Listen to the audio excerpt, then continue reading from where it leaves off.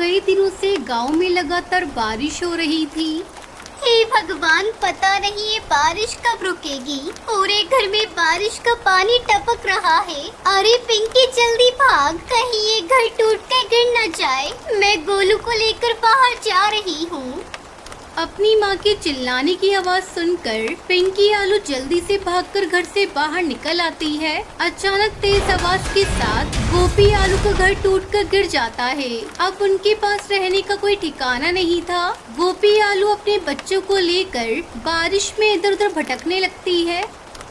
ये कैसी आफत आ गई मेरे ऊपर। इतनी तेज बारिश में मैं अपने बच्चों को लेकर कब तक भटकती रहूंगी। कहीं कोई सर छुपाने की जगह मिल जाती तो अच्छा होता। काश तेरे पापा जिंदा होते तो आज हमारा पक्का घर होता। इस तरह हमें दर दर की ठोकरें नहीं खानी पड़ती। तभी पिंकी आलू को दूर एक पेड़ के नीचे बहुत बड़ा गुलाब का घर दिखाई देता है। माँ देखो, उस पेड़ के नीचे बहुत बड़ा गुलाब पड़ा हुआ है। चलो चलकर उस गुलाब में छुप जाते हैं। गोपी आलू अपने बच्चों के साथ उस पेड़ की तरफ जाती है। अरे ये तो गुलाब का फूल लग रहा है। इसमें दरवाजा खिड़कियाँ भी है। गोपी आलू जल्दी जल्दी उस गुलाब के अंदर अपने बच्चों के साथ चली जाती है। अरे पिंकी, गोलू, ऐसा लग रहा है जैसे इस घर में पहले से कोई रह रहा हो। कोई बात नहीं माँ, चाहे इस घर में कोई भी रहे, अब इस घर को छोड़कर हम लोग कहीं नहीं जाएंगे। लेकिन माँ, मुझे बहुत जोरों से भूख लग रही है, कुछ खाने को दे दो ना। चुप हो जा कमबख्त, मेरा दिमाग मत खा। वैसे भी इस बारिश में जान बचाना मुश्किल हो रहा है और तुझे खाने की पड़ी है। अरे पिंकी, से थोड़ा पानी पिला दे और फिर तुम दोनों सो जाओ। पिंकी आलू अपने भाई को पानी पिलाती है और फिर वो दोनों सो जाते हैं।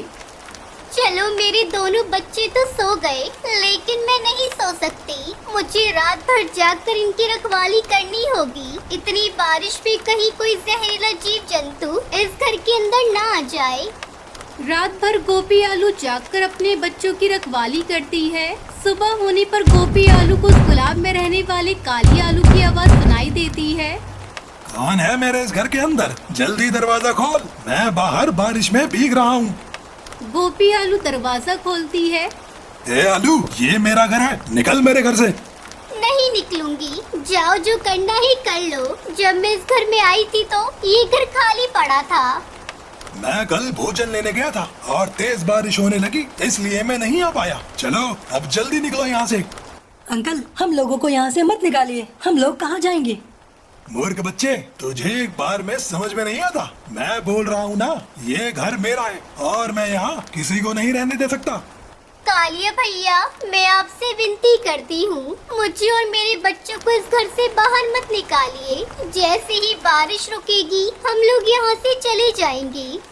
थोड़ी देर बाद बारिश रुक जाती है और गोपी आलू अपने बच्चों को लेकर जाने लगती है। तभी काली आलू गोपी आलू से कहता है, तुम्हें कहीं जाने की जरूरत नहीं। तुम्हारा भाई इतना निर्दयी नहीं है जो तुम लोगों को इस घर से बाहर निकाल दे। अब से हम लोग साथ साथ रहेंगे। ये लो, मैं कुछ भोजन लेकर आया हूँ, खुद भी खा लो और अपने बच्चों को भी खिला दो।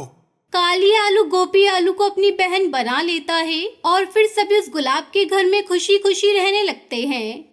रामपुर गांव में बैम्बू के पेड़ बहुत अच्छे से उगते थे। उन्हें देखने के लिए कई टूरिस्ट आते थे। उनकी वजह से गांव के लोग कई होटल बनाने लगे और धीरे धीरे गांव में बैम्बू के पेड़ पूरी तरह कम हो गए। वहीं उसी गांव में बैम्बू का व्यापार करने वाला गोलू आलू रहता था। एक दिन उसके पास गांव का मुखिया जगन्नाथ कद्दू आता है। अरे गोलू, गांव के बाहर तुम्हारे बम्बू के खेत के बदले बहुत अच्छा सौदा मिला है, उसे बेच दो।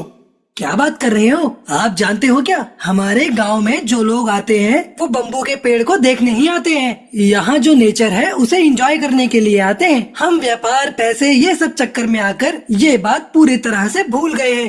पिछले सालों से बहुत कम टूरिस्ट आ रहे हैं, कितने होटल्स खाली हैं, काम वालों को तनख्वाह नहीं दे पा रहे हैं। सुन रहा हूँ, तुम बहुत ज्ञान बांट रहे हो। तुमसे ज्ञान सुनने के स्टेज में नहीं हूँ। कैसे डील करना है, कैसे प्लान करना है, मुझे अच्छे से पता है। तुम देखते जाओ, तुम भी मेरे पास आकर अपने खेत बेचने के लिए कहोगे, तब देखना। कुछ दिन बीतने के बाद रामपुर गांव में आने वाले टूरिस्ट बहुत कम हो गए। वो गौर करते हुए गोलू अपने दोस्तों के साथ मिलकर अपनी जगह पर एक बैम्बू हाउस बनाता है और फिर बैम्बू से ही साइकिल, बाइक, कार ऐसे अलग अलग किस्म के व्हीकल तैयार करता है। ये देखकर बहुत से लोग उस घर को देखने के लिए आते हैं।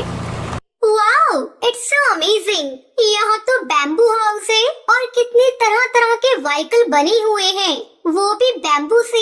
ये तो बहुत अच्छा है, आई लाइक इट। अब गोलू के बैम्बू हाउस की वजह से टूरिस्ट की संख्या बढ़ जाती है। ये देखकर गांव के लोग जगन्नाथ कद्दू के साथ गोलू के पास आते हैं। क्यों भाई गोलू, तुम जो कर रहे हो वो बहुत गलत है। आने वाले लोगों को अपनी ओर खींचकर हमारे पेट पर लात मार रहे हो। तुम तो बड़े शातिर निकले, बांस का घर बनाकर लोगों पर जादू कर दिया और सबको अपने पास बुला रहे हो। क्या है ये? अरे बेवकूफो, तुम लोग ये मुखिया की बात सुनकर मेरे पास आ गए हो। तुमने अपना दिमाग नहीं लगाया। तुम लोग भी मेरी तरह बम्बू हाउस बनाओ ताकि और टूरिस्ट यहाँ आए। उसके लिए हम सबको बम्बू प्लांट और उगाने होंगे। ये बातें सुनकर सबको अपनी गलती का एहसास हो जाता है। भाई सॉरी, इस मुखिया की बात सुनकर आपको गलत समझ लिए। इस जगन्नाथ कद्दू को हमसे कमीशन लेना तो अच्छे से आता है, लेकिन हमें कोई अच्छी सलाह देना नहीं आता। उस दिन से गांव में सब लोग गोलू की तरह ही बैम्बू हाउस और बैम्बू व्हीकल बनाने लगे। अब वहाँ पर बहुत सारे टूरिस्ट आने लगे, जिससे गांव में सब लोग खुशी खुशी रहने लगे। सोनपुर गांव में गोलू आलू अपनी पत्नी चुटकी और अपनी बेटी चिंकी के साथ रहता था। वो बहुत ही दयालु और सबकी मदद करने वाला आलू था। एक दिन उसके घर पर कांता बाई आती है। गोलू आलू, मेरी बेटी गांव के पास वाले कुएं में गिर गई है, तुम जरा उसे बचा लो, तुम्हें भगवान का वास्ता। गोलू आलू कांता बाई के साथ कुएं के पास जाता है और उस कुएं में उसकी बेटी को बचाने के लिए कूद जाता है। काफी देर बाद क्या हुआ? मेरी बेटी कहाँ है? कितनी देर हो गई है, गोलू आलू भी नजर नहीं आ रहा है। तभी उसे गोलू आलू की लाश दिखाई देती है। ये क्या हुआ? मेरी बच्ची को बचाने की वजह से गोलू आलू मर गया। चुटकी, चिंकी, जल्दी यहाँ देखो, गोलू आलू मर गया। जब ये बात चुटकी और चिंकी को पता चलती है, वो रोने लगती है।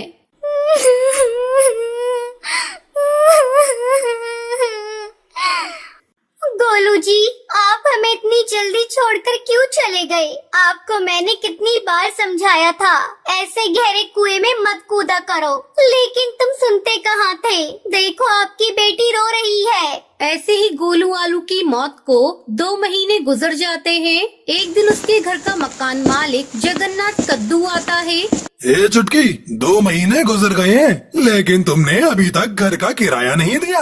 आज ही मेरा घर खाली कर दो, समझी तुम? जगन्नाथ कद्दू, मेरे पास पैसे नहीं है।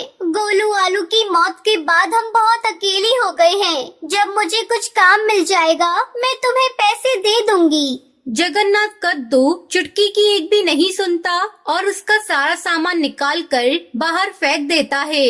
चुटकी रोती हुई चिंकी के साथ गांव में भटकती रहती है। माँ, बहुत तेज भूख लग रही है, कब तक हम ऐसे चलते रहेंगे?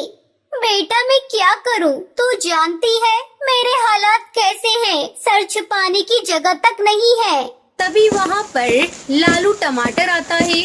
सुनो चुटकी, अगर तुम बुरा ना मानो तो मेरे घर के सामने एक शौचालय है। अगर तुम उसमें रहना चाहती हो तो रह सकती हो, जब तक मैं तुम्हारे लिए नए घर का इंतजाम कर दूंगा। धन्यवाद लालू टमाटर, मैं रहने को तैयार हूँ। मुझे बस सर छुपाने की जगह चाहिए।